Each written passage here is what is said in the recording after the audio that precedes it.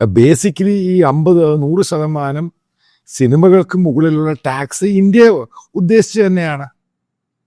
കാരണം ഞാൻ അതുമായിട്ട് ബന്ധപ്പെട്ട് ഞാൻ നേരത്തെ പറഞ്ഞൊരു വീഡിയോ ഞാൻ ഇതിനെപ്പറ്റി ചെയ്യാം. എത്ര ശതമാനം ഇന്ത്യൻ മൂവി ഇൻഡസ്ട്രി അത് ബാധിക്കും.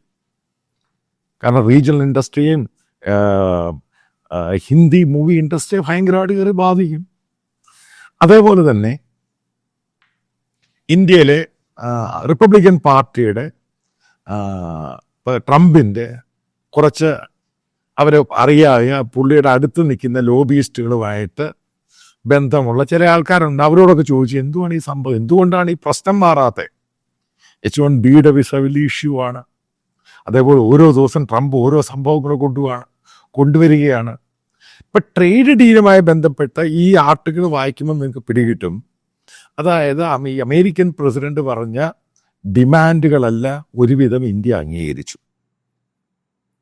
അതേപോലെ തന്നെ അമേരിക്കൻസ് വെപ്പൺസ് വാങ്ങാം. അതായത് ട്രേഡ് ഇംബാലൻസിൻ്റെ പ്രശ്നങ്ങളൊക്കെ ഒരുവിധം സോർട്ട് ഔട്ട് ചെയ്ത് ഇപ്രാവശ്യം പീയൂഷ് ഗോയൽ പോയിട്ട് അത് ഏതാണ്ട് സെറ്റിൽഡായി.